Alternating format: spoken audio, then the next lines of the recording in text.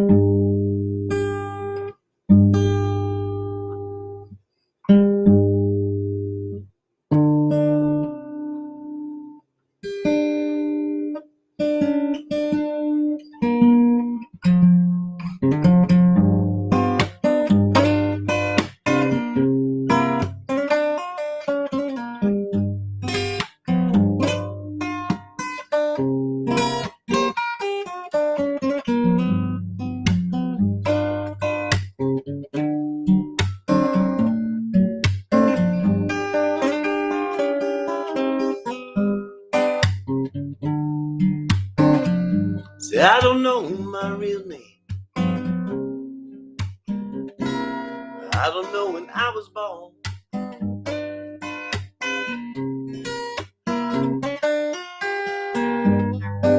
Yeah, I don't know my real name. I don't know when I was born.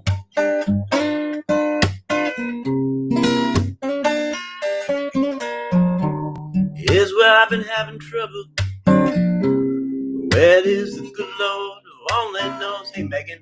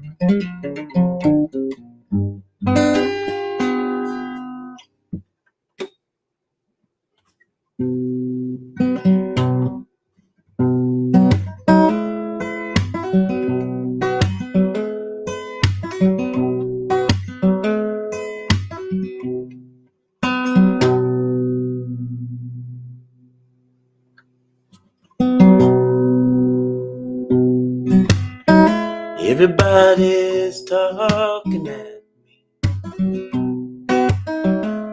Can't hear a word they say.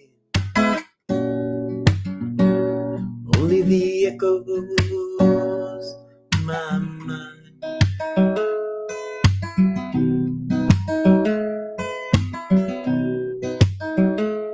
People stop and stare. I can't see their faces. Only the shadows of their eyes. Hey, Gloria. Now I'm going where the sun keeps shining through the pouring rain. Going where the weather suits my clothes. Hey, Gerard. Backing off of the northeast winds, sailing on the summer breeze, skipping over the ocean like a stone.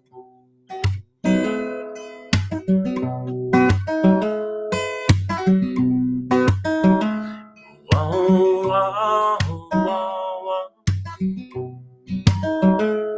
whoa, whoa, whoa.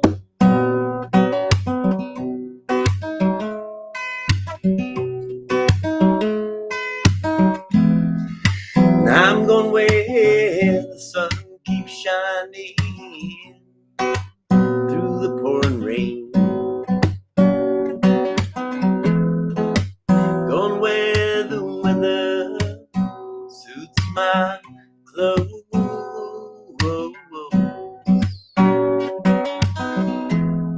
Backing off of the northeast winds, sailing on summer breeze, skipping over the ocean like a stone.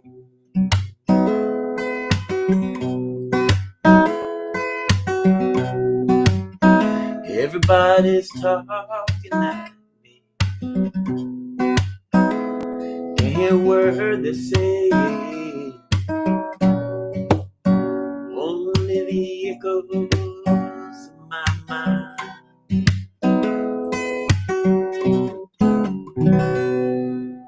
Hey, how's everybody doing today? Got my microphone here. Hello, Gerard. Hello, Gloria. Hello, Megan. Hello, whoever's watching on Twitch. Technically, I can't be playing too much music today. I'm actually on bed rest. So I thought I'd come in and just do a check-in and update, and vlog. So I'll check in with my vlog because I'm vlogging this week.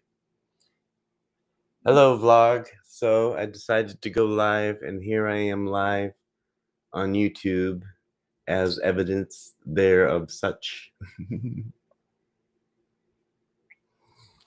Okay, so that was my vlog. I think I need more coffee. Yeah, I do. So yeah, I was in the hospital the other day with some physical stuff, and I'll talk about it in just a second. I thought I'd come on and update. I have a list of questions, and I'm happy to take any questions, just like Megan's question, oh no, what happened? And let me think. So what I was going to do was get some coffee. So I'll be right back in a flash. Usually takes about 15 seconds. Usually takes about 40 seconds. But I'm like literally right here on the other side of the computer getting my coffee.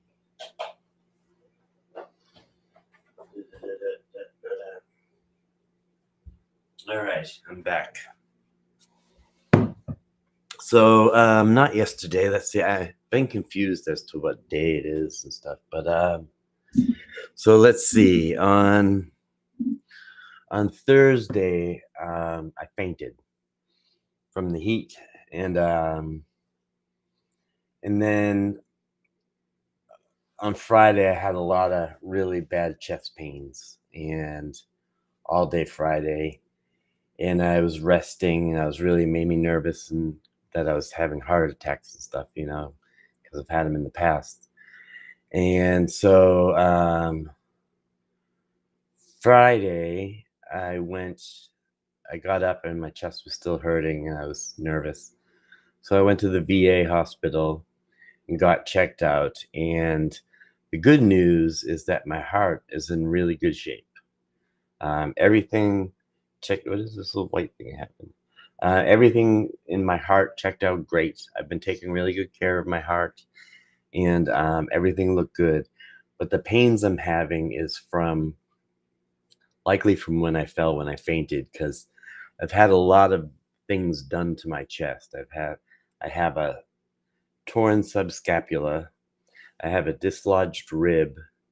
I have 3 stents in my arteries, and then my heart has had trauma from heart attacks. So the doctor said that, if I overdo it or if I fall and injure myself, some of those injuries can become inflamed and cause chest pains, which feels like a heart attack. And I'm still in pain today. I went to the hospital because my pain was up at an 8 or 9, and I just couldn't do it. And then yesterday I came home, and I just rested, and did a lot of resting, um, and my pain level has gone down. It's about a 5 or a 6 now. Um, but they say I'm supposed to be on bed rest, but I have a hard time being in bed, and so I'm just kind of here at my desk. Um, I'm not working my body or doing anything. I'm just not laying down. I'm just staying at my desk, and boy, has that been boring. I've been doing a lot. I'm vlogging this week, and I started vlogging today. And I got up, and I didn't really get too much sleep last night, but I went and caught the sunrise this morning, which was really nice. And that's how the next vlog will start, was with me on Sunday today catching sunrise. And I decided to start the vlog on Sunday instead of Monday. Normally I start on Monday. But usually I spend Sunday at home prepping for the week and try to motivate myself for the week and get my apartment ready and get things done. And so I thought I would start vlogging on Sunday just to show how I use Sunday to get ready for the week. And I'm also doing a lot of relaxing today, but I did some things. I'm trying to incorporate some new things into my days. Um, I want to do an hour, at least an hour, max 2 hours of writing in my book. And I want to do an hour of drawing. And I want to do an hour of reading out loud. And I want to do an hour of marketing. So that's a half a day, half a work day. um, and if I'm writing at least for an hour, but I might write for 2 or 3. If I start, the hard thing for me is to start. Um, so today, what I did was I cleaned up my desk and I got it all set up for writing. And then I went over to my new drafting table, and I put up a new piece of paper and taped down the borders, and I got that all ready for drawing. And then I got my comfy office chair and I found the book that I want to read, and I set that out to do an hour of reading. So those are all set up, and then I just kind of cleaned my apartment, and so that's kind of how I set up for the week. And then I just had some lunch. I had some General Gao's chicken, which was really good. I did a little checking in with my friends, texting with my friends, and so I thought I would go live. Um, and I can't do a lot of music, but I'm happy to take questions, and I want to update people. So I have a list of questions here that Chat GPT gave me that might be good update questions. We'll see. I haven't really read through them. um, so yeah. So if you have any questions, um, or comments or anything, just throw them in the chat, and I'll try to get to them. Do, do, do, do. I hope. How's everybody doing today? I'd love to hear how people are doing on this Sunday. Did you have if you're in the United States, did you have a good 4th of July? I didn't really do much. I was having a lot of pain and stuff, so I just stayed at my friend's house. So okay, let's get to these questions. Questions about me and my mission. Number 1. What inspired you to start your vlog, Living Daily Between Semicolons? What inspired me to start it? Well, it was initially called Living Daily with Mental Illness. That's what year 1 is called. So, and I started it because I was doing a lot on Instagram, doing a lot of advocacy work, and I was just struggling. I was struggling at my own recovery and my own path.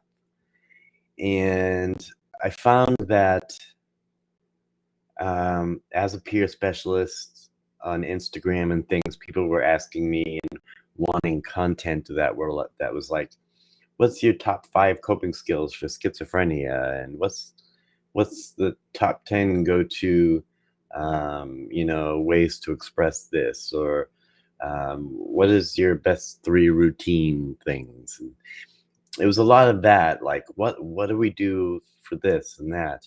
And those things didn't really help me in my recovery because someone can put their top 5 coping skills, but it doesn't really help me because it doesn't really work for me. Like those, maybe 1 or 2 of those skills work, but you know, um, what I was struggling with was how to recover from mental disorders while life is really hard. And um, I have a little toolbox of tools that work for me, and I'm still developing my toolbox. I always am. And I was like, but I don't know how to live day to day with all these emotions and life being hard and also trying to live with these disorders. And there was nobody really showing that. So I decided to just start filming myself and make my own vlog and really work hard at my recovery, finding what works and what doesn't work, going through hard times. And I decided to make the content that I was looking for, but wasn't out there. And so the first year living daily with mental illness was just me learning how to vlog and discovering what I'm doing, and the benefits that I was getting out of it. And I was getting a lot of benefits. I found in vlogging my week, at the end of the week, I could step back and look at my week and see the things that I was doing right and things that should probably change. And I was able to look at my life from a different perspective, that of a peer specialist, mental health peer specialist. So I found that doing the vlog was really helping me, and I was getting comments that it was helping other people. Um, so the first year, I just I worked on developing my routine and maintaining stability, because I had a lot of hard things happen to me. I had chronic pains. My dog died, um, and I was just going through a lot. And it was a hard year. And I was also living with all these mental illnesses. So year two, um, I wanted to be different, and I wanted it to show someone how to reach beyond stabilization. And I don't know how to do that other than just do it. So that's what I'm doing. And so I changed the name to one. I don't really like the term mental illness. Mental disorder is better, but I changed the name to Living Daily Between Semicolons because that's often what I feel like doing. I have a lot of semicolon moments where I really wish I no longer existed. And I feel like I'm doing my best to go from one of those moments to another of those moments, and they come, ideation, and so I changed the name. I also do a lot of semicolon artwork. The semicolon means a lot to me when I go and watch the sunrise because the sun is up here, and then there's the reflection of the sun in the water below, and it looks like a semicolon. And it just reminds me of how grateful I am to be alive.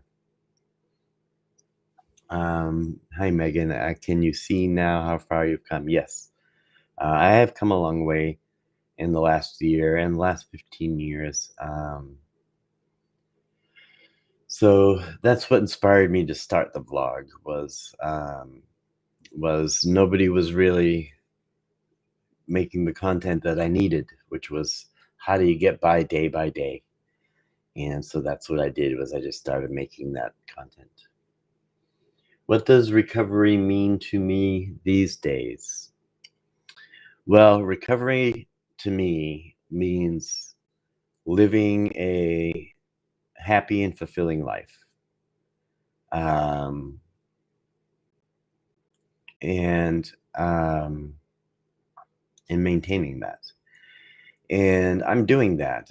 I'm happy. There are many moments when I'm really sick and tired of my life, and I don't want to be in my life and stuff. But there are many moments where I'm very grateful to be who I am, and I feel I get a lot of fulfillment out of the work that I do, and the more work that I do, the more fulfillment I get. I often find that it's very hard for me to start. I do lack discipline, and I'm often trying to work on my discipline because the person that I want to be is more disciplined than I am currently. Um, I am currently a lot more disciplined than I used to be several years ago. Um, but the person that I am is a fairly disciplined person, um, and I hope to gain that type of discipline. But it's very hard. In order to gain discipline, you have to actively be disciplined, and which is very difficult. And and for me, I often use the slogan, "Easy does it, but do it." Um, to keep myself disciplined is I take it easy on me, but make sure I get done what I needs to get done. At least start. If I start something, I will get into it's the hardest thing is just starting. Let me know if you can relate to that. Okay, number 3. What's something people often misunderstand about schizoaffective disorder? I think people, when they hear the term schizoaffective disorder, they think that it's like not quite schizophrenia.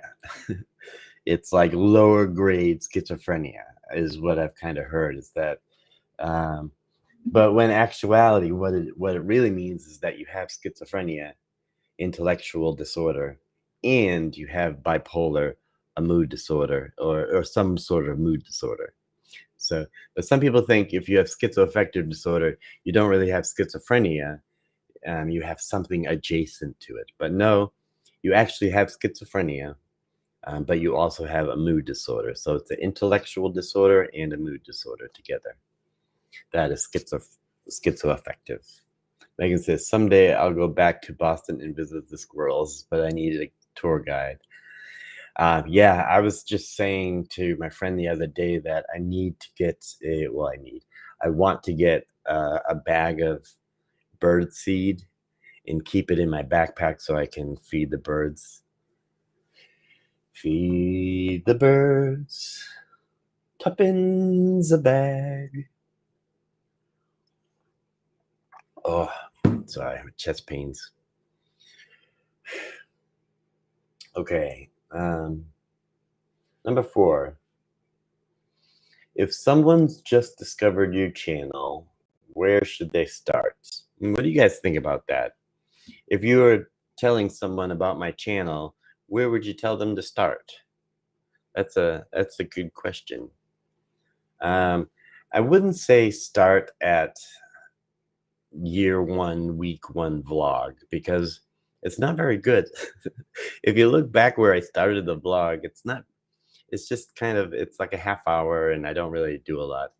I would say where my vlog starts to get good is year 1 around the Halloween episode. Um, I think that's a good place to pick up my vlog because I was vlogging a little bit and for a while I kind of had a routine of how to do it, and and it's just an entertaining vlog, and then everything kind of after that worked out well. So it took a while for me to first do the vlog and kind of get into a routine. And what also helped was I had my best friend Kay do the editing for a little while, and they gave me some great ideas for when I took over again to do things like the intro and to put the little day on the side, things like that. So, um, if if someone just discovered my channel, if they're, I would say start with year one vlog, Halloween episode. I don't know what number that is. If they were coming for the music, I think I would turn them on to maybe the Good Morning Psychosis video or I've Got Dreaming to Do video. Um, I'd start at the current videos and work back. Oh, that's a great idea. I'm all over your channel. Depends what I need or want. That is a smart idea, I guess, is to start at the last one and work backwards. Hey, Avery, how you doing? I guess I was thinking you'd want it in order, but if you're working backwards, that makes sense too. I guess that would be good for anxiety too, to work backwards, because you know everything's going to turn out okay. Avery, how's your dog? Give your dog some loves from me. Um, okay, let's move on to music and creativity. What song of yours means the most to you and why? That's a tough question. I think oftentimes it's whatever the most recent song is means the most to me, because it's probably what I'm going through at the moment. Megan says, I saw your first video with that dude, Chris. I think that's his name. Yeah. The SBSK video with Chris Ulner. We're gonna be doing an update to another SBSK video next time he comes up to Boston. He usually waits a year or two and then he does an update video. So he's a really good guy. So what song means the most to me? Yeah, so right now I wrote a song called Black Tie and Tiara. And I'm still writing the music, but I wrote all the words, and it means a lot to me. I could actually, if you like, I could read the lyrics to Black Tie and Tiara. Avery says, "My dog enjoys watching the squirrels and birds I feed on the porch." That's so cute. Uh, oh, yeah, my pain level is it's very frustrating. So I've been writing this news. I have several new songs that I'm writing. But this new song is called Black Tie and Tiara. I went walking in the forest, couldn't find my way out. I turned my sights into the darkness, because I know what that's about. And I know I'll be in trouble if we one day make it home. I don't worry about tomorrow when I'm wandering on my own. How did I get out here tonight? How did I make it on my own? I could get lost within this chaos until my heart is filled with stone. I found a gold crown in a pawn shop, and I had to try it on. I chose a black tie and tiara. Now I'm twice as strong. I have always known I'm different. I hear what people say. There's a strangeness caught within me. I've always known I'm part fae. And time don't make a difference if we are already home. Out here beneath the starlight, I can sparkle on my own. I want to live this life out loud. Never once have I been alone. I get lost within a madness that refines as I grow old. I did my nails in pink and glitter. They say I've done it wrong. I wore my black tie and tiara, and now I'm twice as strong. I hear what goes unspoken, the looks that go unsaid. I don't quite choose the reality that once left me for dead. It's the value that you don't see in the parts I choose to feed. I may walk a little louder, for I'm stronger underneath. If I am to fight against you, I'll own where I belong in my black tie and tiara, because now I'm twice as strong. So that's my song, Black Tie and Tiara.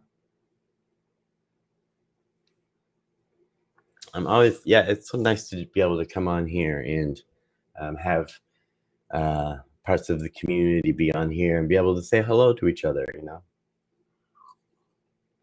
Okay, where was I?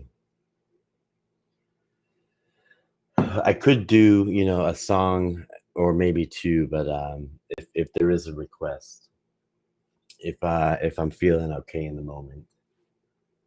Um, how does songwriting help me with my mental health? Songwriting often helps me. When I first started writing songs, what I did was I had all these hard feelings and that I couldn't express coming out of me. And so what I did was I wrote songs about other people who were in situations that would make them feel the same way. So my first song that I wrote was called Jimmy's Cry, and it was about a boy named Jimmy who was unable to cry. And obviously, it was about a song about me, but I was writing songs about other people who were going through what I was going through. It wasn't until about 15 years ago I wrote um, a song called 50 Stone Pounds and a Loaded Gun, where I just decided to write about me and my feelings and take away the metaphors kind of and be a little more open about um, these are my feelings and things that I've gone through, and being able to express them through music is very fulfilling to me, and it helps me deal with it because you play the song over and over throughout your life, and every time you play it, it helps you heal a little bit more. So it's a healing process by playing these songs that may be hard to sing and play, but um, it does me good. Number 8, who are your biggest musical influences? When I first started, Cat Stevens was a huge influence because he was singing kind of about spiritual awakening and feelings and things like that, and some difficult feelings. Let me see. Megan says Downtown Crossing is one of my favorites. It hits deep, reminding me of my mother. I have a lot of guilt regarding her illness. I didn't understand it until recently. You have helped me a lot. Thank you, Megan. Downtown Crossing is a song about homelessness. I wrote it because I've kind of had, for part of my life, I've been chronically homeless. As a teenager, in my 20s, as a single father, and then even 6 years ago, I was in a shelter. So I guess you could call that kind of chronic homelessness. And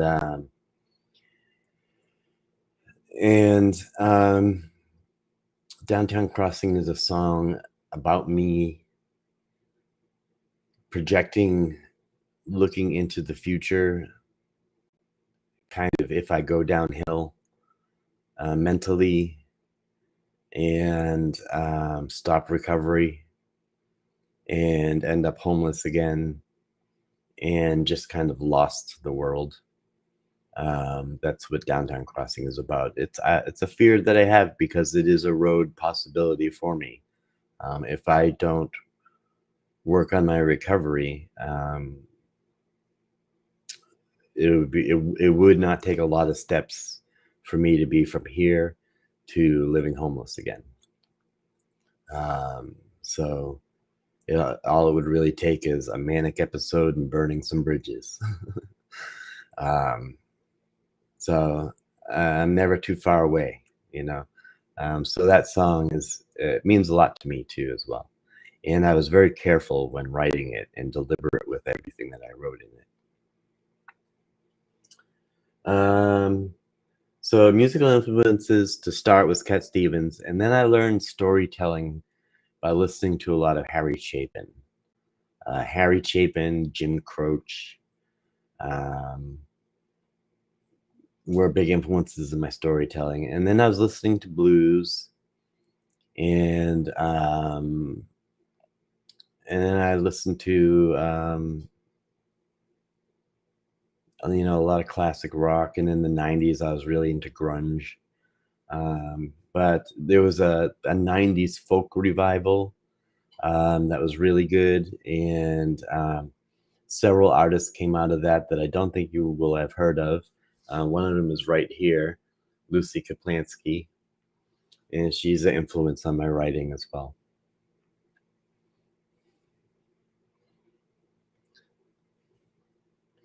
Now you visit her every week, enjoying whatever time we have together. That is wonderful. That makes me really happy to hear. I got to see my son last week. He helped me get to a medical appointment that I couldn't get to because I don't drive, and I couldn't take the public transportation there. So he picked me up in the morning and we went, and then we had lunch, and it was really nice.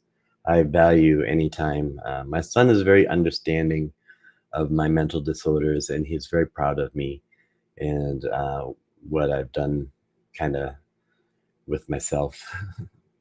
And he's proud of all the things that I'm doing. Half the laughter. Hey, good to see you. I hope you're well. Let's see. Next question here. What does your creative process look like? Do lyrics or melodies come first? Um, my songs come in different ways. Sometimes I just have an idea for a song and I sit down and I write the whole song. Um, Words, music, and melody. The song before, um, I sat down and I wrote it all out, and there were no scratching out of words or anything. I wrote it out, and there it was. Other songs like Good Morning Psychosis took me many weeks of deliberately picking each word, but I knew the idea and I already had the rhythm in my head. Um, I don't often come up with the melody. Sometimes I will have a melody in my head, a rhythm and a melody in my head, but it's from another song. And so I will still write words to it, and now I have to get rid of that melody and that rhythm and write a whole new melody and rhythm. Otherwise, it's just that other song. And I do that a lot lately. I've had jazz, a lot of jazz melodies in my head, and I've been writing to those melodies. And now I have to take those and get rid of those melodies, and and find new melodies and new chord progressions for them. So it's been a challenge, but it's been a new way of my creative process. Are there any new songs I'm working on? Yes. Well, I just shared one, which is Black Tie and Tiara. But the songs that I'm working on now is I Miss My Dog, which is all done. Um, and I just have to record it. And I want to make a video of it, but it's a good song. It's called I Miss My Dog. And then I'm writing another song called Trigger. That's just a working title, but it's about having what it's like in my brain and in my body to be triggered. I'm writing a song about kindness. I'm writing a call and response song called Lay My Burdens Down. I wrote a Valentine's Day song for my girlfriend as a response to All I Think About Is You. I wrote Black Tie and Tiara, but now I have to write the music. And then I wrote this song called Lost in Love, which I'm still working on the That's something where I had a jazz melody in my head, and now I have to kinda rewrite the music to it, but I could share it with you if I can find it quickly. Here it is. It's called Lost in Love. I had my dog for 10 years. I had friends who deserted me because of my mother's illness. Every word in that song describes her days on the street. It breaks my heart. She's safe today, though, and no longer homeless. That makes me feel so good. And I feel for you, Megan. I'm sure it can't be easy having a parent who's chronically homeless and has mental illness.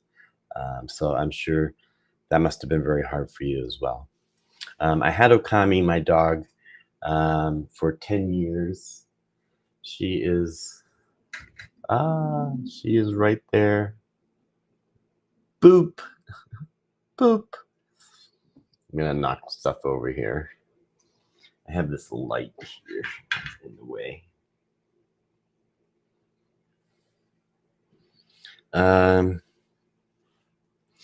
So I can try this new song, "Lost in Love."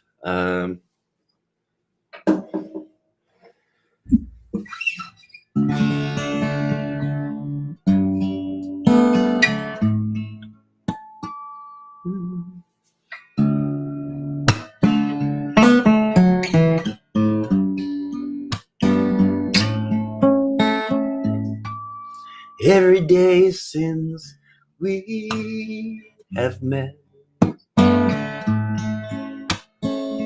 I'm living days I won't forget. After all that I've been through,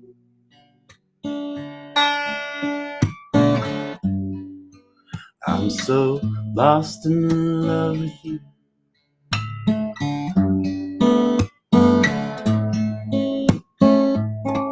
And here I dream what lay ahead, as the moonlight shines upon our bed. Now I've so much to lose. I'm so lost in love with you.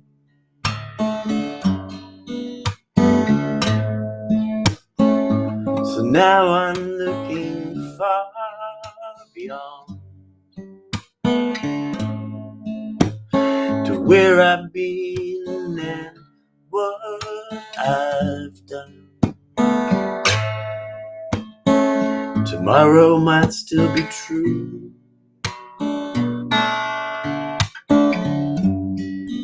I'm so lost in love with you.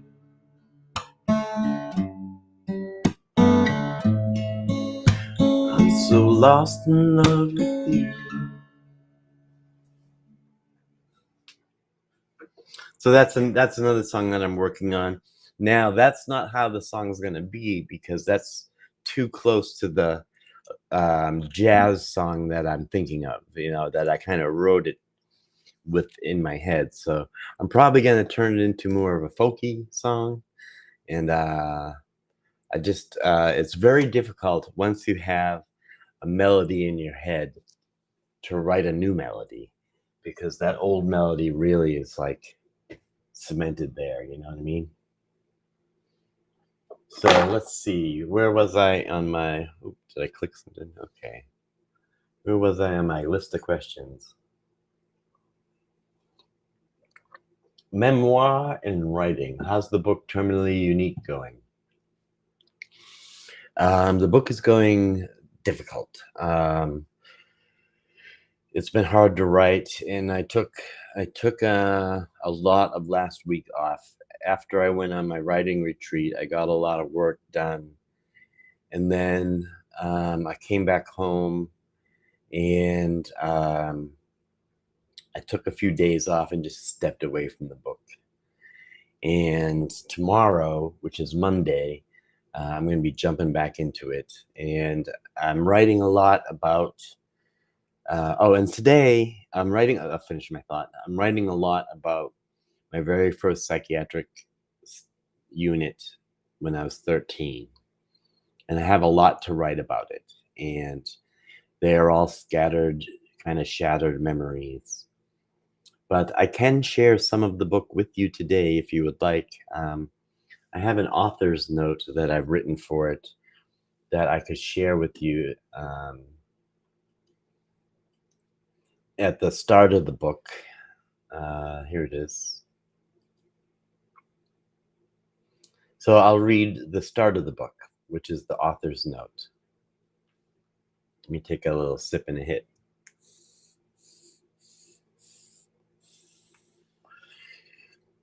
And this will kind of tell a little bit about why I'm writing the book. Okay, here we go. Author's note.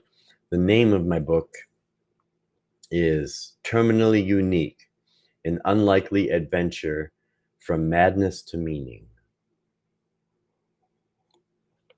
Author's note. Some of the memories in this book are sharp and vivid. Others are blurry, like snapshots from someone else's life. They come in fragments, still images, disconnected scenes that are often in black and white. Writing about them wasn't easy. Reliving them has been even harder. A lot of that has to do with how the brain protects itself. When you've lived with schizophrenia, bipolar, trauma, and loss, your mind doesn't always hold on to things the way others expect it to. Sometimes it buries what hurts too much to carry. Sometimes it fractures the timeline, or makes you often question whether your memories are real at all. That's something I've lived with much of my life. For years, I felt I didn't own my own story. I just carried fragments of it in song, art, and other expressions. This book, in part, is me stitching those pieces together for my own sanity and recovery. I want to start by saying I'm still here. I'm alive, and for the most part, I'm happily traveling my path. If you're someone like me who reads heavy stories and worries about how they'll end, let me offer you this spoiler. It ends with hope, giving, and excitement for the road ahead. There is light, there is laughter, there is music. There is me, glitter on my nails, still creating. This isn't a story told to blame anyone. I believe those close to me did the best they could with the knowledge and the tools they had at the time. This book isn't about judgment, it's about honesty. It's about choosing to tell the truth, even when the truth is complicated. It's about owning the parts of my life that once made me feel ashamed. It allows me to say, that happened to me, and I still deserve love, peace, joy, and fulfillment. I wrote Terminally Unique for my own recovery and growth, but not just for me.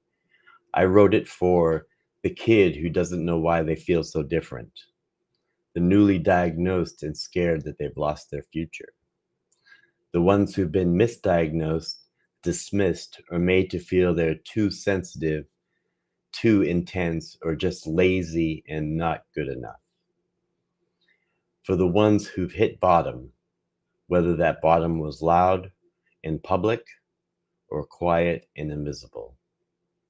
Maybe that's you or someone you love. Maybe you've spent years surviving without realizing it. Maybe you've told yourself no one could possibly understand what it's like inside your head. If so, I want you to know you are not alone. Recovery is possible, even from the worst pain, even from utter madness and horror, even from losing everything. You can build something new, something beautiful and sparkling, something that feels like the true you. The name Terminally Unique came to me back as a teenager in the 1980s when I was locked in a psychiatric unit for kids. I used that phrase to explain to my psychiatrist what I thought was wrong with me. I felt so different, so fundamentally unlike anyone else, created an error that I believed it would ultimately kill me. This book is what happens when that belief turns from a curse into a challenge. Becoming a certified mental health peer specialist and later an advocate and speaker provided me with a sense of purpose and meaning I needed to live with the hardest parts of my story. It helped me realize I wasn't just surviving, I was becoming the person who I needed when I was younger. I'm not here to sell you a perfect ending. I'm still adventuring. But I am here to say that stabilization is not the ceiling to recovery. You are allowed to grow, to heal, to create, to cry, to fail, to rest, and to try again. To build a life that fits who you are rather than settle for one someone else imagines for you. This book is my way of leaving something behind, something real, a record, a reminder. It's a hand reaching out through the pages saying, "You're not broken, you're not alone, not even close." Love, Kev G. Moore. So that's the opening to my book. And I thought I would share that with you. I hope you enjoyed it. Um, just to update, I'm really not doing a lot of music today because I'm on bed rest. So I can't be playing too much music. I have a lot of pain today. So I'm just answering questions that I have here. Um, what part of your story has been the hardest to write about? Right now, I'm at one of those spots where I'm writing about seventh grade. When I went into my first psychiatric hospital, it was a locked hospital, 5-point restraints, padded rooms. It was not a good time, and I'm having a difficult time writing about it. It's hard to start. I don't. It's really hard for me to jump into those memories, and then once I do, it's hard for me to. They come out very scattered, and it's hard for me to put them in a comprehensible way, in order. Do you have any favorite essays or chapters so far? No.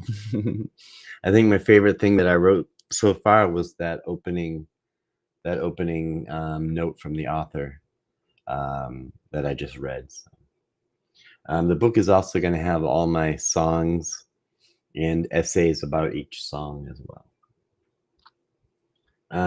What does my writing routine look like now? Well, as I was saying before, I feel like I want to be more disciplined in many areas, and writing is one of them. Um, and it kind of starts with me getting up at a certain time, going to bed at a certain time, and doing things at a certain time. Um, so my writing routine basically lately has been me getting up and having my morning coffee and writing. I feel very good about writing in the morning. I don't like to write before bed because then I go to bed. I go to bed with all these hard thoughts. But I do feel very open to writing in the morning. I would love to hear from you all. How you all are doing? Okay. How do you decide what memories to include and what memories to leave out? That's a good question. Um, I am writing a lot of memories and then saying this should be in the book, this shouldn't doesn't need to be in the book. And the memories that I'm not including are ones that just are not relevant to my recovery. Um, I want I'm including memories that paint a picture, and then memories from my perspective of things that happened. Um, and it should all it should as long as the memory adds to either the grand picture or or explains what I went through. If it's just something that I want to talk about, I will probably won't make the book. I'm probably not going to talk about playing D&D back in junior high and high school and stuff like that. But so yeah, there's a lot of memories I'm not putting in there. I don't talk a lot about uh, like my family and family life growing up and things like that. I have a lot of those memories that are very scattered, but they really don't have anything to do with much to do with my development. So I just try to paint a picture of the world I was living in and how it affected my brain development and emotional development. Can you tell us more about your semicolon series? So I'm going to be doing a lot of artwork, trying to do an hour of drawing each day. I have this new drafting table, and I have it all set up to go. And I'm going to be doing some work, experimenting with the semicolon. That symbol means a lot to me. So I'm looking forward to doing a series of artworks. But I really need to do some exploring first, artistically, as to what I want to do, and stylistically, and so I'm looking forward to that. My goal this week is to find joy in the process. I'm in a lot of processes. I'm in the process of writing a book. I'm in the process of creating an art series. I'm in the process of doing all these things in songwriting. And I generally find enjoyment in the finished product, in reaching the goal. And in my individual therapy, we kind of thought it would be a good idea for me to try to find moments of enjoyment in the process and in the journey. So that's something I'm going to be focusing on this week, is finding those little moments where I'm enjoying what I'm doing. Okay, let's see. What's your favorite medium to work with? I think a ballpoint pen. I like to draw with a ballpoint pen. When I'm doing portraits and stuff, I really enjoy charcoal. I like oil pastels, and I haven't done oil paints in a long time, but I used to really enjoy doing um, using oil paint. But it's too expensive, so I don't do a lot of painting because the supplies are kind of expensive. I have a ton of acrylic paint, but buying canvases and things like that gets so basically I just paper and ink and charcoal and things like that um, are my favorite mediums. Has art helped you process difficult emotions? Absolutely. Before music, there was art for me. Before I was expressing myself through songs and stuff, I was expressing myself through drawing, and I had a where I'm not naturally talented in music. It took a lot of practice and learning to get good at it because I used to be really bad at it. But with art, I was kind of naturally talented at it, and I was always kind of good at it for my age. Um, so I started very early drawing abstracts about how I was feeling. I would draw a crying eye or someone huddled in a corner and things like that. Kind of drawings that make parents worry. Uh, any plans to sell your art or make prints? Well, you can find my art on artpal.com. And I would love to get rid of some of my art. So if you want some art, go to artpal.com/KevGmore.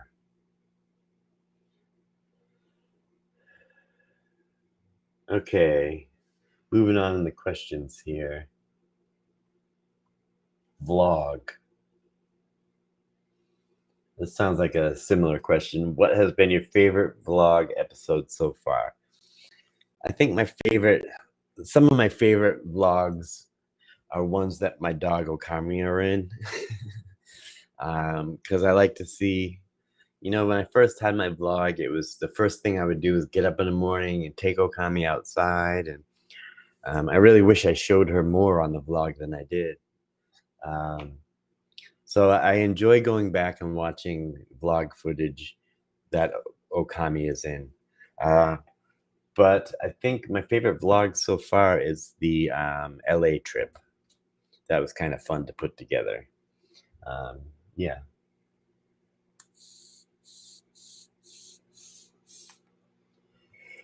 How has sharing your life online affected your recovery?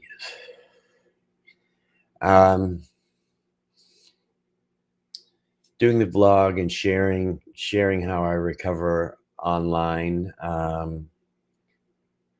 It On days when I don't want to do things, it gets me to do them because I have the vlog, and so it kind of holds me accountable.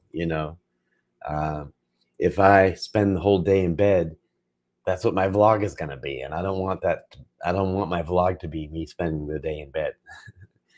I want my vlog to be inspiring, so I have to do inspiring things, and so it gets me to do those things. So it's been a very positive thing in my life. Gerard, I like the positive vibes in here. Me too. How okay, do you get nervous posting personal things? Yes, I do. Um, but there was a time in my life when I'd say it's about 6 or 7 years ago, I was homeless, in recovery, and I was doing good in my recovery, and it wasn't my fault that I got homeless. It was just, um, I was getting overwhelmed, and I lost my Social Security because tried to go back to work and it didn't work out.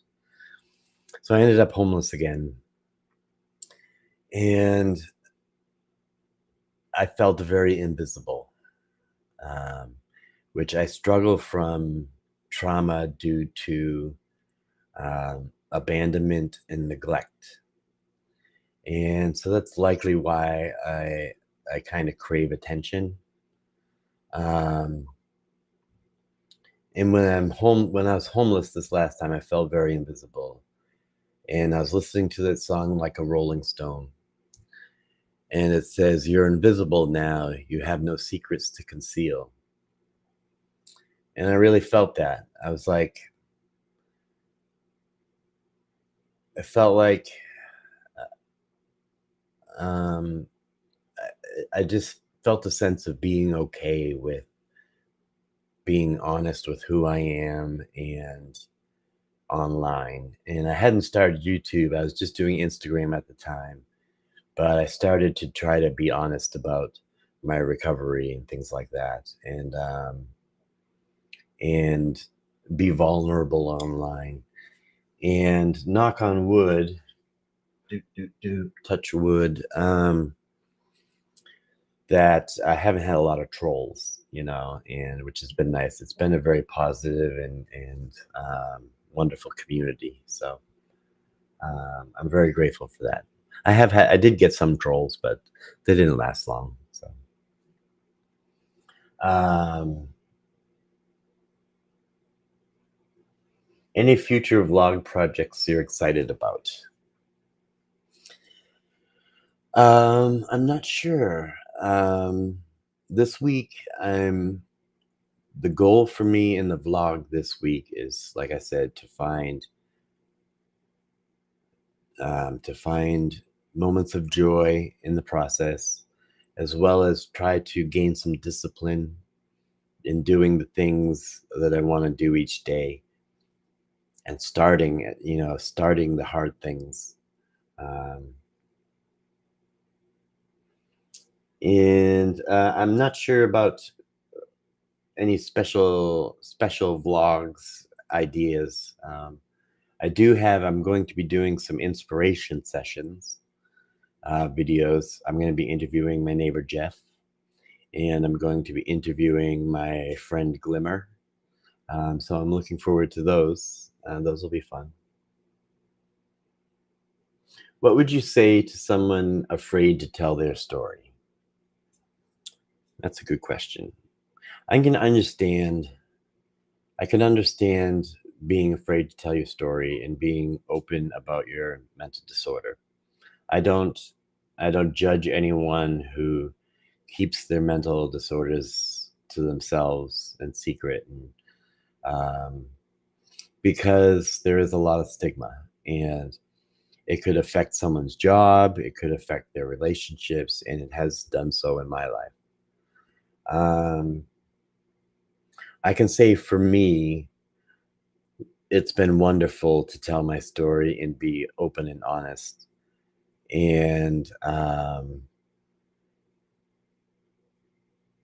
because I've gotten a lot of feedback as to that it's helped other people, and it's really important to me to be able to help other people. So telling my story has made me do that. Also, being open and honest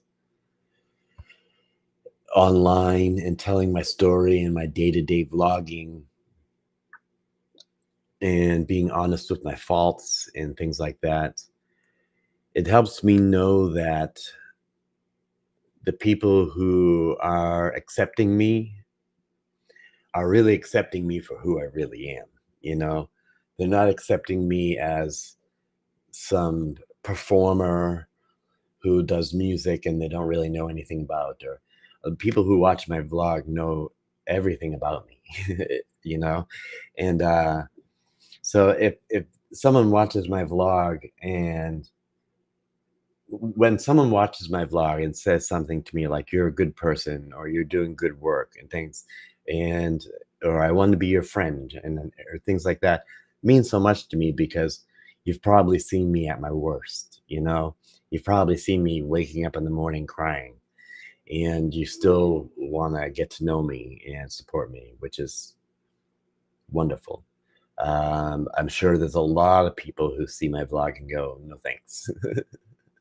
Um, but the few that kind of tune in and then go, yeah, I can get into this.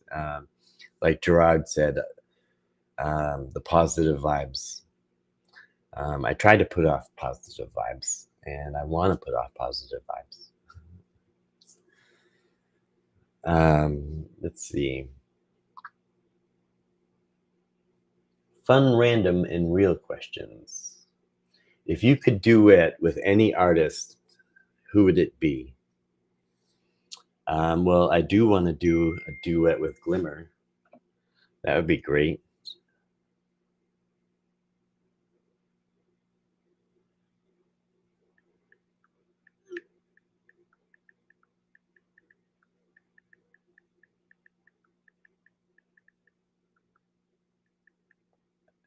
That was Glimmer texting right when I said that. So I would like to do a duet with Glimmer. Um, her on piano, me on guitar, and work off some really cool harmonies. Lately, I've been listening to a lot of Kat Edmondson, who is a female jazz singer. Um, I never really thought about who to do a duet with. I don't listen to a lot of duets. Um, but like someone that I would like to play with and harmonize with. Um, I think I would like to jam out with Annie DeFranco, sing and play with her. That would be really cool. Um, Dar Williams, and yeah, I think that's about it. I can't really think about duets and stuff. Do-do-do-do. All right, what's next? This is a hard question. What's one thing people would be surprised to learn about me? I don't know what people would be surprised to learn about me. Um, I have no idea. I can't think of anything. If I think of something, I'll let you know, but that's a weird question. What would one thing would be surprised to learn about me? I like listening to music that is in other languages that I don't know. That way I don't focus on the words. So I listen to some good Spanish music, the Gypsy Kings and stuff, and I enjoy that I don't know what they're saying. I listen to Ladysmith Black Mambaza. They sing in Zulu, and I like that I don't know the words. That way I can just focus on the sounds. What is my comfort food? Well, lately I would have to say ice cream. I've been eating a lot of ice cream sundaes. There's a new ice cream shop that's around the corner, and I've been going over there and getting an ice cream. And it, I have this ARFID eating disorder, and if there's something I can eat, I tend to eat only that, or a lot of that. So I just had some. I made some General Gao's chicken, and that was really good. I could eat a ton of that. Um, so comfort food, ice cream and chocolate. I love just eating chocolate, milk chocolate. I have some milk chocolate over on my bed because in the middle of the night I'll often eat chocolate. Um, how do I spend a perfect Sunday? Well, today's been a nice Sunday. Generally on Sundays, what I do is I prep for the week. So whatever I need, I clean, do all the dishes, clean all the apartment, empty the trash, and I open the windows, put the music on, and just clean up because I'm more productive in a clean space. And then I just get everything ready to go. So if I want to do art, I can just sit down and go. If I want to do music, I can just sit down and go, and nothing's in my way. And that's what the way I am today. That's what I did with most of my day. Is I got my drafting table ready. I got my book and reading area ready. I did all my dishes. I took the trash down. My desk right here. My workspace is all clean, and I have my laptop here so I can do book writing. So that's a good Sunday for me. And then uh, the rest of the evening is just kind of I spend how I want to spend it. Um, Sometimes I'll do gaming, but I'm not really up for gaming today. I kind of got gamed. I get gamed out very easily, and I was doing some games last week because I couldn't be active, and I just got gamed out. So, like today, I don't feel like playing the game. Later on this evening, though, I'm going to do an open mic, um, and it's Bipolar Creatives magazine. Uh, they have an open mic once a month, the first Sunday of every month. And so I've been going to that for about 2 years. So I'm going to do that today and share a little bit of my book and a little bit of Black Tie and Tiara, which I shared with you today. So let's see, we have some out of the box questions. Just checking in with everybody to see how it's doing. I've been going here about an hour.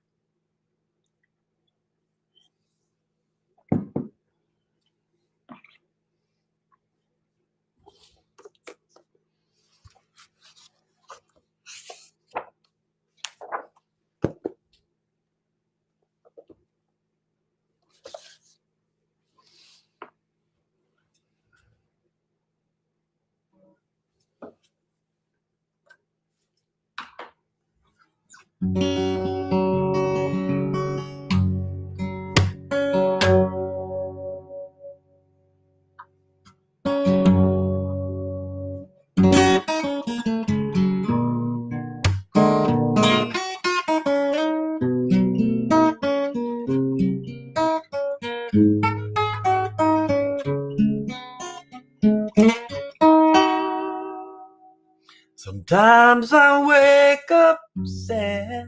I don't know why. Sometimes I wonder why all I want to do is cry. Gets me wondering, gets me, oh,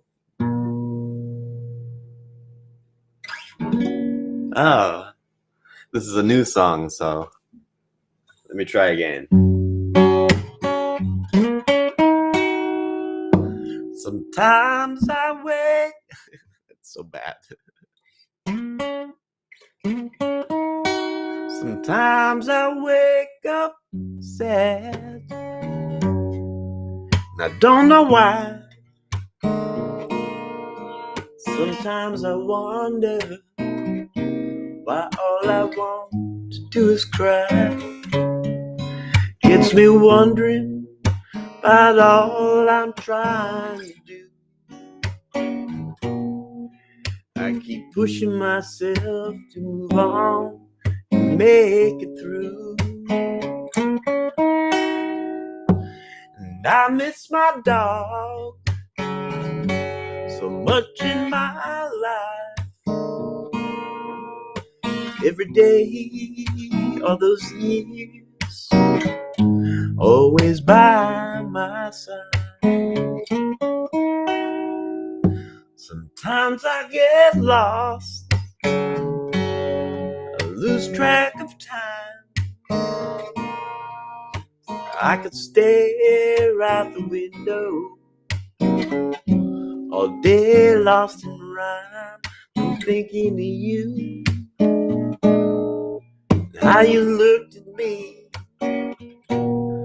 You made me smile on days when I couldn't breathe. And I miss my dog so much in my life. I wish I could hold her and everything else would be alright. Been working so hard to clean up all my faults. Turns out much of the lessons I learned were false. Wish I could be with you, lying in the field, watching fireflies dance around till my soul is healed. Sometimes I get angry, sometimes I get mad, but most of the times I love to think about all the great times we had. And I miss my dog so much in my life. Sometimes I get sad. Now you know that is why.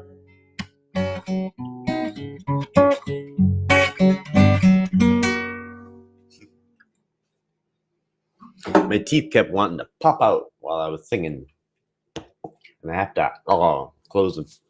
I have to bite down on them.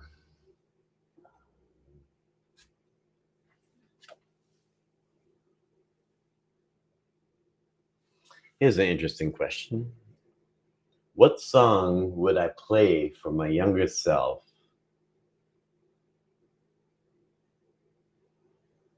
if my younger self walked into the room right now?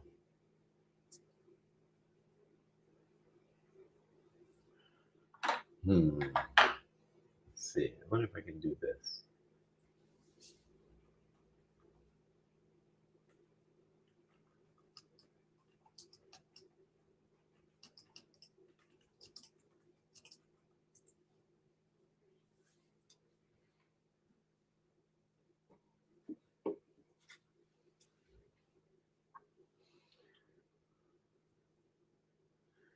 I'm looking at my songs. And what song New GoFundMe, dental implants. I love that, Glimmer. I'm looking for a list of my songs. And what song, if my 13-year-old self was to walk in right now, what song would I play?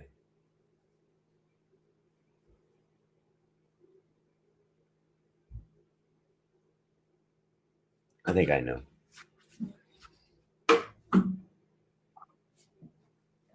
I think it's in the key E.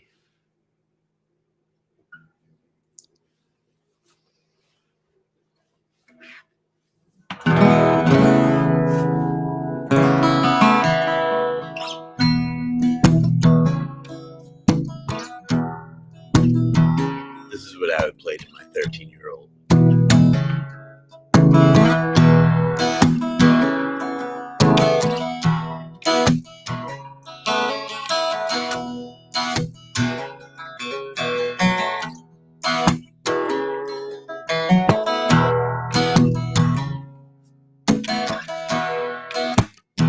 As a child, I was free. I could do anything. But since I've been way down, my life lost and sin, and I don't know what I'm doing here. But at least I'm somewhere. So I guess I've already won.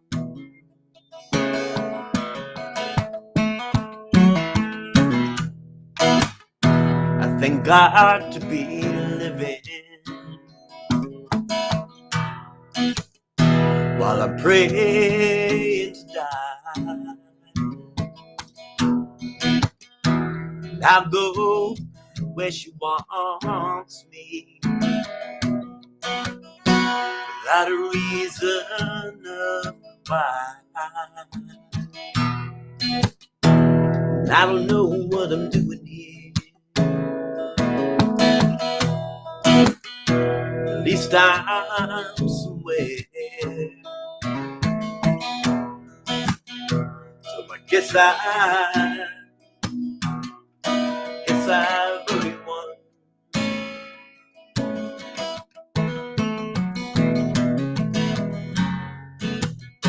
Somewhere there's someone singing my sad, sad songs. And I write to find comfort. And I sing to bring you some. I don't know why it's about what you see. Words and memories. And even the best be outdone. And I don't know what I'm doing here. But at least I'm somewhere. And I guess I've already won.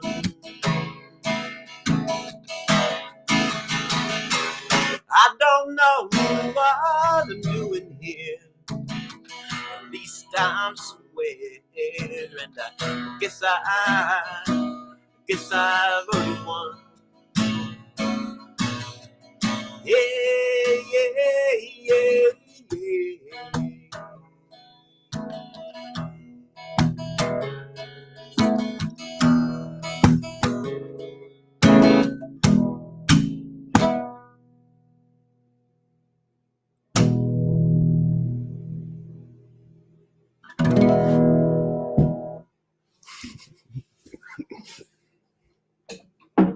Someone will get the joke of that ending. I think that's the song I would play.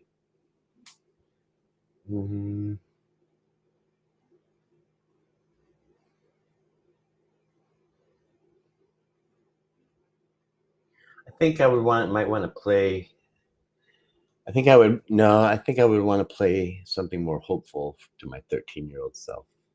Megan says, "I had implants done in Cancun, Mexico, a lot more affordable, plus a vacation." Ooh, I do need implants. These are constantly popping out when I'm singing.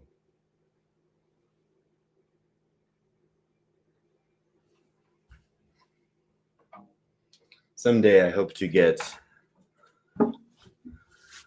implants.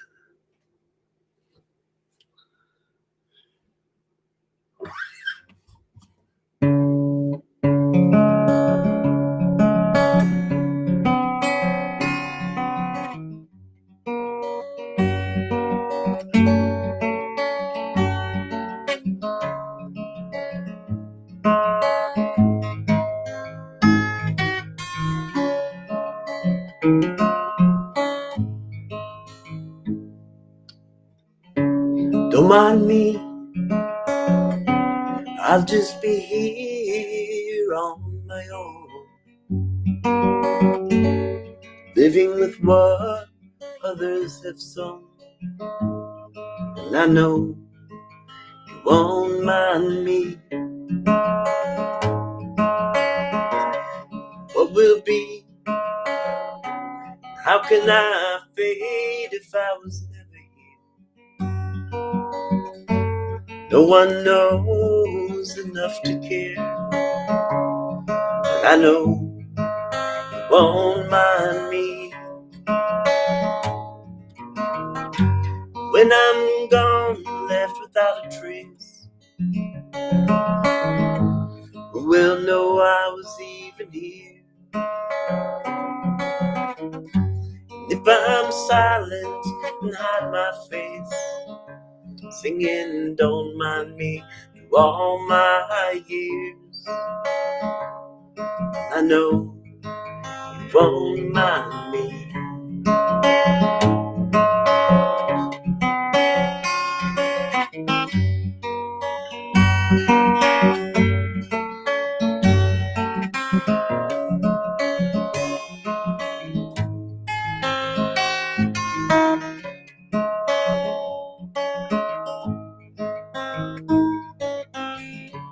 What I need never really mattered in fostering.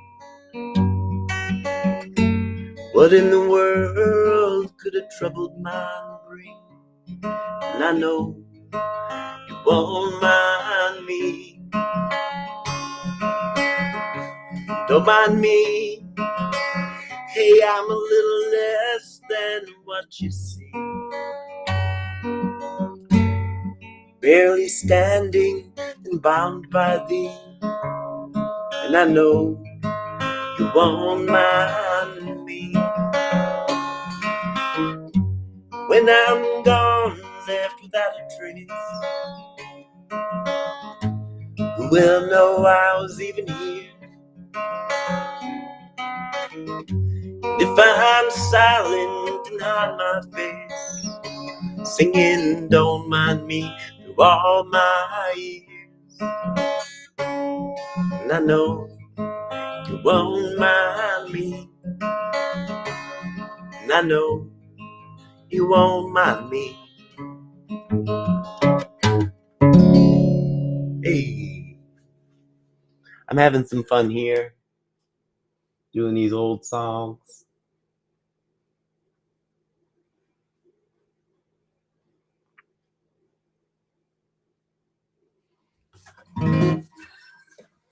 Maybe do some songs I haven't done in a long time. Oh, let's see this one.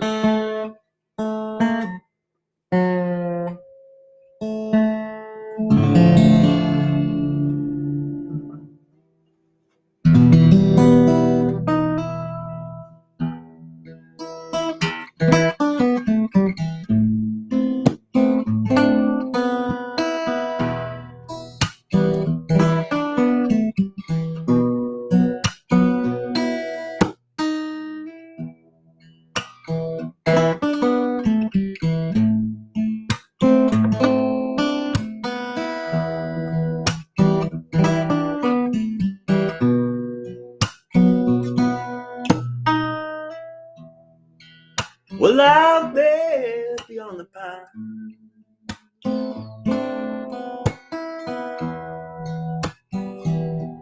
it's the wrong key, that's why.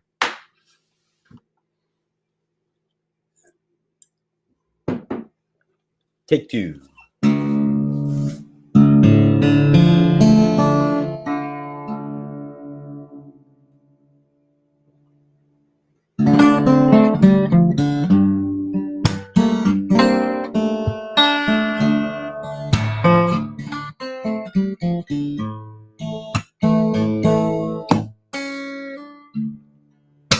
Well, out there beyond the pine,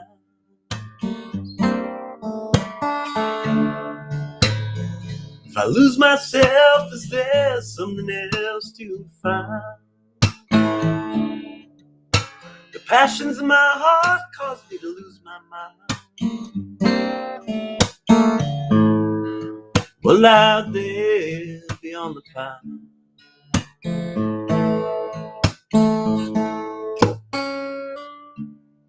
alone as we feel the darkness and the cold,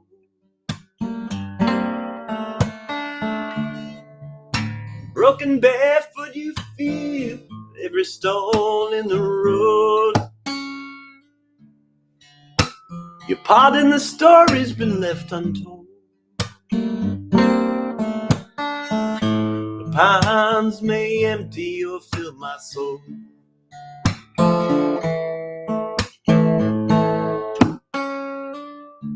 And ain't no home but what I made here on my own.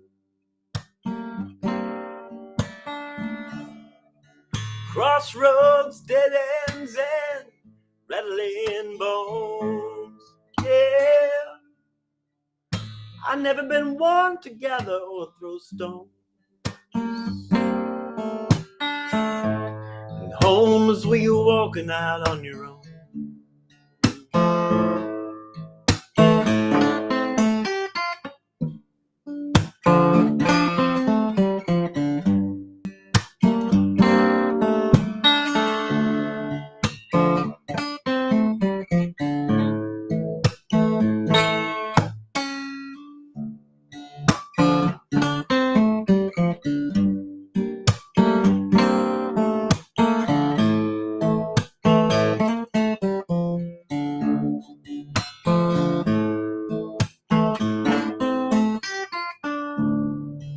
Well, out there beyond the pine,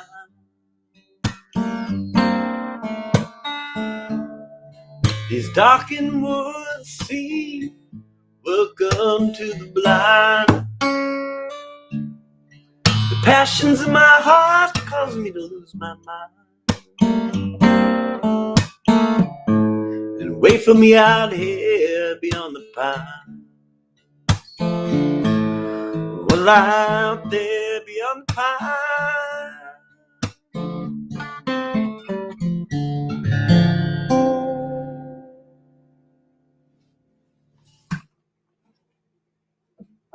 So that's the song. We have a quiet chat room today. That's okay. Not really supposed to be playing too much music, but I just feel like it.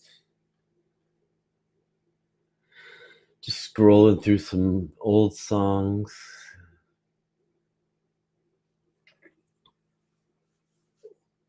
Doing a little bit of this and a little bit of that, a little bit of this and a little bit of that.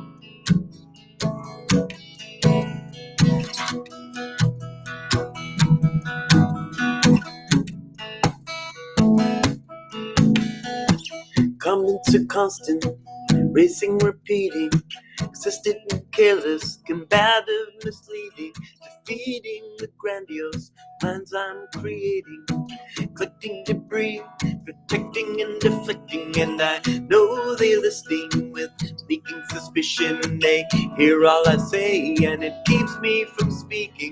So lock me away as an act of contrition. This madness is passion without safety restrictions.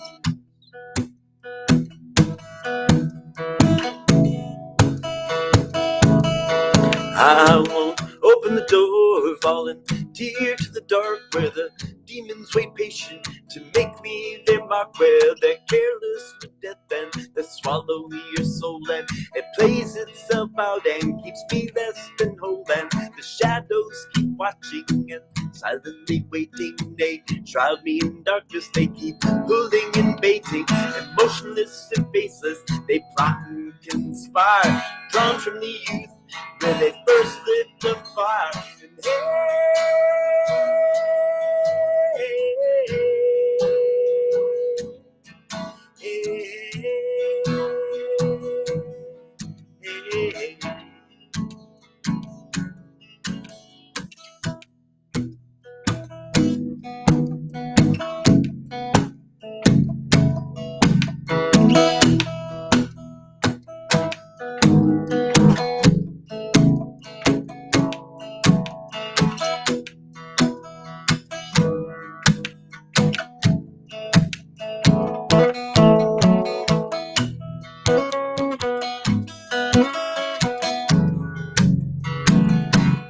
And I won't open the door, volunteer to the dark where the demons wait patient to make me their mark, where they're careless with death and they swallow your soul, and it plays itself out and keeps me less than whole, and the shadows keep watching and silently waiting. They shroud me in darkness, they keep pulling and baiting, motionless and faceless they plot and conspire, drawn from the youth when they first lit the fire. And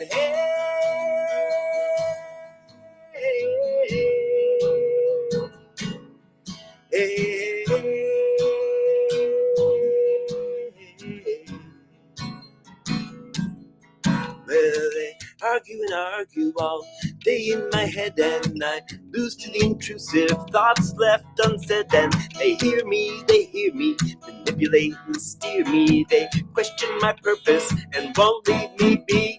Resistant, non-compliant, fight, freeze, or flight. And they know what I'm thinking, and it's all black and white. And they argue and argue, but the points are all mute. The resulting waves are short but acute.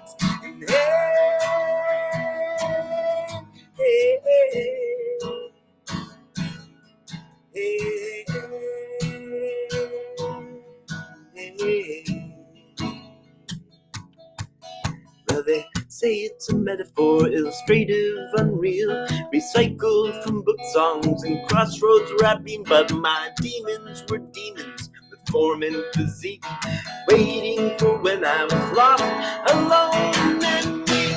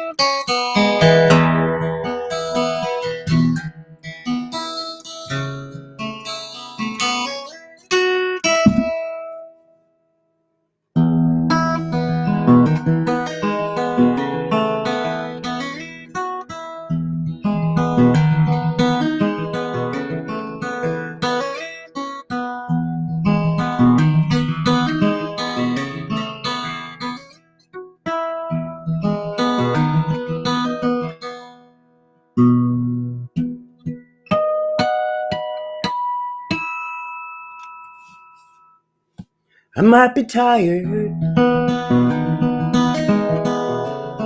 but I've been tired before.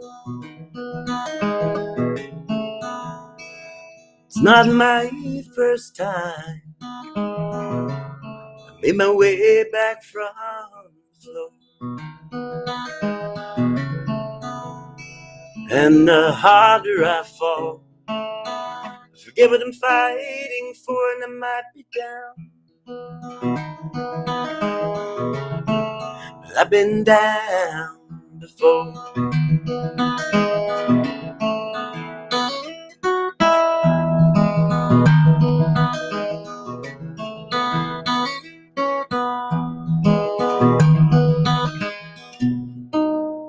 It's gonna be a fight,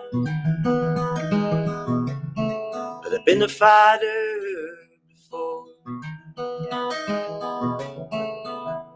It's not my first time in battle, but now I am at war, where I get beaten down, battered and sore. I can be a fighter, where I could dance before.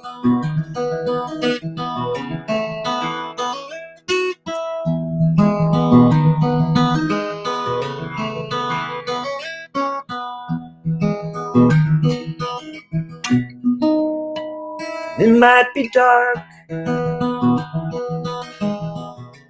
but I found my way before. Though I can see no light, my feet recognize this floor, where it's weathered and worn. It's the path that I look for, and it's a damn hard time, but I was hard done before.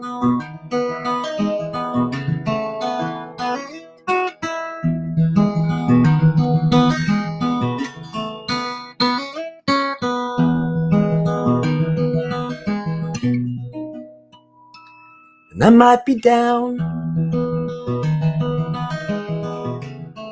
but I've been down before.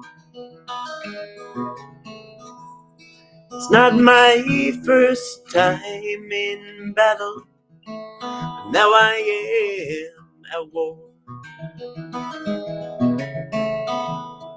And the harder I climb, the more I'm fighting for, and I might be tired, but I will climb until I soar. Yeah, I might be tired, but I will climb until I soar. I will climb until I soar.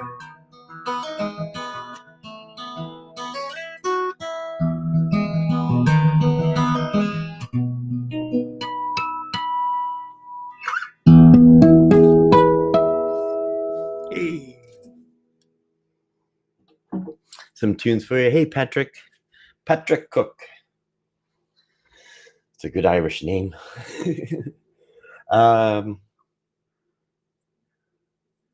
So I think that's going to do it for me today. I have a 5 o'clock in an hour. I have an open mic to do. If you look up on Instagram, Bipolar Creatives, or the Make Yourself Collective, they have an open mic that is at 5 o'clock, and I've been doing it for a couple of years now. And it's a lot of poets, a lot of poetry, a lot of writers, and usually I'm the only one doing music. And I don't think I'm doing music today. I'm going to be sharing from my book today. So yeah. So thanks everybody for tuning in. GoFundMe for my implants. That would be funny. I don't know. I feel like people just gave a lot to me already recently, so I don't want to ask any more of people. I'll get implants someday, somehow, some way. Maybe when I'm more financially successful. Okay, I hope you all have a good day, and I really enjoyed checking in with you. And I will be going live on Tuesday, as I'm trying to do every week, going live at 9 a.m. and then again at 6 p.m., both Eastern Standard Time. Um, and just doing music and checking in with people. And I'm vlogging this week, which means next week there should be a vlog coming out. And this week, as I said, I'm working on trying to find joy in the process. I often find joy in the finished product, and I get frustrated at the process. I don't even want to start the process. It's so hard for me to start. So I'm trying to be more disciplined and incorporate these new things into my day to day. And yeah, so we'll see how it goes with the vlog. Thanks, everybody. Megan, Gerard, Glimmer, Patrick, and everybody else that I'm not seeing right now. And I'll see you soon. Thanks so much.